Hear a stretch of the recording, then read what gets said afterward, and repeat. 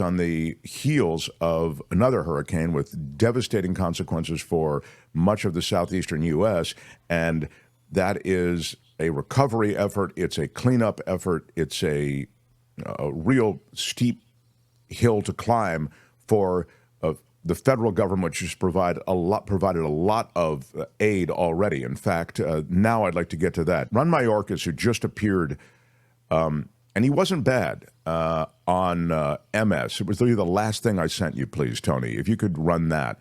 And we'll just run a second to speak to the federal relief effort. Here is Mayorkas talking about we can meet the needs of Hurricane Helene survivors and the individuals who will be in need as a result of the devastating Hurricane Milton. That is what FEMA does. It does it in support of state and local officials.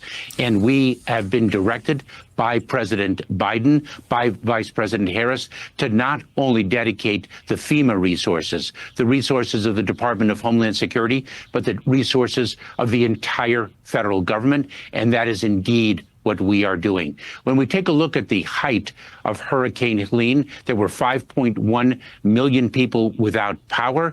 That number has been reduced by 4.8 million. At the height of Hurricane Helene, there were approximately 3.4 million people without communication. That number has been reduced by approximately 3.1 million. We have tens of millions of liters of water and food and commodities available in anticipation of Hurricane Milton. This is what the brave men and women of FEMA and all of the brave men and women in an emergency response do for a living. They dedicate themselves to the well-being of others. We have the resources to meet the demand. Yeah, that's really, and now there are a bunch of other questions associated with funding, FEMA funding, et cetera. But, FEMA's operating under a continuing resolution right now. They're not going to run out of money. There's not this idea somehow that they're going to run out of money is ridiculous. Now, I would say, given the fact that you're looking at climate change and the superstorms, you are going to have to allocate more money to FEMA in the future. So there will have to be a congressional, Congress is gone through, they don't come back till January. Congress, it's insane how they came back for, I think, a week or 10 days, and then now they're on a break until January. But when they get back, they will have to reallocate money for FEMA. Again, you can't just keep borrowing under continuing resolution. You have to build that budget because of the kind of threat that this country is facing in this new world that has been the result of climate change. So the other side of this is that you'll probably need some additional personnel there in parts of Florida because you are dealing with the aftermath of Helene and now the aftermath of what will be the aftermath of Milton. So all that stuff has to happen, and it has to happen quickly. If you talk to people in the federal government, they will tell you, and you talk to people around Washington, FEMA is one of the agencies that works really well. So the idea that you could smear them, that they didn't show up, that they didn't have enough money, this is obscene because they're real people on the ground. It's a life and death situation, and they need the government to show up, and the government is showing up. This is a particularly challenging situation in mountain communities of North Carolina, et cetera. So these are tough to reach areas, yet the government is getting to a lot of those areas. I'm sure in some of these mountain communities it's harder, but the idea somehow that they're not showing up, that really is an insult to all the people who are public servants and who have dedicated their lives to just these kinds of emergency situations. Kim, Plus, go ahead. It's really dangerous as well because you have people that are probably Trumpers in these red states that hear Trump say they're not there for you, there's no money for you. And that keeps people from applying for help and reaching out for the assistance that they could really use right now. So it's not fair to the people that he's lying to either. I have to tell you, Wes has come in with a super sticker saying, sorry I got here late, but I have a tardy slip. Indeed, he does. He lives in the affected zone where people are trying to get out right now in Florida. This is very scary. Tampa is a Tampa's an area that any of the older boys and girls know was sort of a growing city that was, was not a huge community decades ago. But in our lifetime, we've seen Tampa and the Tampa metropolitan area grow immensely. There are a lot of people who live there. They are evacuating. Wes, I presume, not knowing exactly where you are, that you may be among the evacuees. We obviously are thinking of you all down in Florida. And this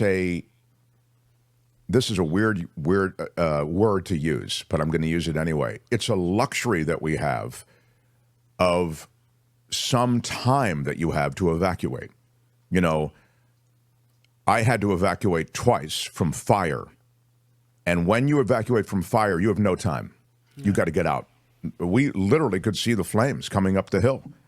There's no time to gather everything and all the, things that they tell you, medicines, pictures, important documents. You grab what you can because you have in your mind rehearsed some things, but you have to leave right away. Flood is the same thing.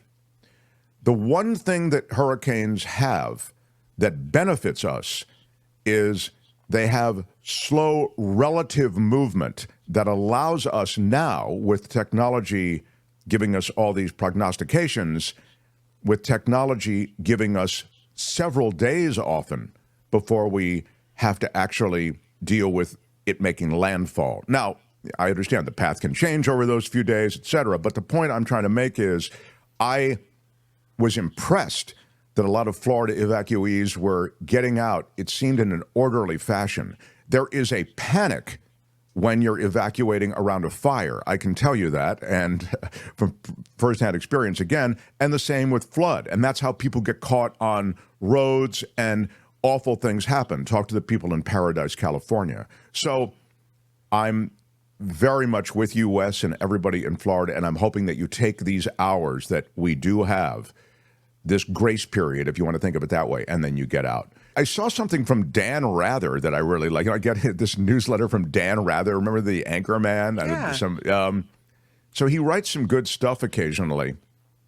And on the disinformation about FEMA that is being spread by Trump and the MAGA movement, he makes a point. It's a long post, so I'll just kind of read you part of it. The claims that money's being taken out of the FEMA budget and directed to immigrants and so that they can stay in hotels or whatever it might be, that they don't have any money, that the government hasn't shown up yet, that Biden hasn't called, all of this stuff that Trump's claims are so absurd and disgusting, Rather says, it is hard to imagine anyone would believe them. But just because they're objectively outrageous doesn't mean he shouldn't be called out. Many have said this more than once. We have repeatedly written it. But the lies and disinformation too often get ignored or downplayed. Facts are too often shoved aside with the excuse that they are, quote, old news. But attention should be paid each and every time, and especially now. Trump said that Joe Biden and Kamala Harris have stolen $1 billion from FEMA and are spending it on housing for, quote, illegal immigrants. Illegal migrants, actually. Perhaps he got this idea for this abject bunk from his own time in office when his administration moved $155 million from FEMA to pay for migrant detention centers. We talked about that the other day here. These lies that he comes up about Biden are actually things that he did. Yeah. He decided where money should go based on blue state, red state, who supported me, who didn't. Trump lied when he said Biden was refusing to help people in Republican areas and would not take calls from Republican governors in hard-hit states. You know who proved him wrong? The Republican governors in hard-hit states. These guys aren't usually cheerleaders for the Biden administration. Virginia Governor Glenn Youngkin said he is, quote, incredibly appreciative of the rapid response. Governor Brian Kemp of Georgia told reporters that he spoke with the president. Quote, Biden just said, hey, what do you need? And I told him, we got what we need. We'll work through the federal process. He offered that if there are other things we need, to call him directly. If you think this all sounds bad, it will be worse if Trump is returned to the White House, Rather says. Fast forward to next hurricane season, and Project 2025. The far-right blueprint for the next Republican administration would, and this is super important, and it's a point I've made over and over, but I feel like Rather makes it better than I do. The blueprint for the next Republican administration through Project 2025 would gut FEMA, including eliminating flood insurance. Governors would have to come up with most of the disaster relief money from their own state coffers. Project 2025 would also disband the National Weather Service and the National Oceanic and Atmospheric Administration, NOAA, agencies responsible for predicting storms and providing forecasts. That weather app on your phone and the meteorologist on your local news, neither would be able to provide complete weather forecasts, which they get from the National Weather Service. That's if Project 2025 is realized. And it goes on. The entire federal websites, as you'll remember, under Trump, were scrubbed of any reference to climate change. It is a front and center agenda item to get rid of these agencies that are associated with helping during these kinds of colossal disasters. I think it's worth noting along the way here, as Trump plays politics with this, as he makes up these stories, that this is a real unfolding tragedy in the Southeast with another major weather system moving in, and that you could exploit it for political gain is loathsome in itself, but that you could actually have a plan that would get rid of the federal agencies that would provide disaster relief, that's even more loathsome and more grotesque. And that is the Trump agenda. So, look, I get it. I'm partisan. I'm not a Trump fan. I think Trump is a cheap con man grifter, and I can't believe that he's gotten as far as he's gotten. He actually ascended to the presidency once. It's an amazing fact. But I think he's surrounded now by people who are well-versed in how to dismantle the government. And the government is what you need in situations like this. Even those who want to pare back the federal government to its bare bones have to, I think, admit that when it comes to disaster relief and handling these sorts of situations, this is when you need government. When you need to prosecute some kind of military confrontation, that's when you need government. I think you need government in a lot of other ways, and the government can operate very well in many other ways. But certainly, this is a way in which government is so very, very important. So. The Mark Thompson Show. Hi, it's Mark, and I thought that was great. Hit the notification bell. You'll know whenever there's a new video being dropped, and please subscribe to our channel to help us save the universe.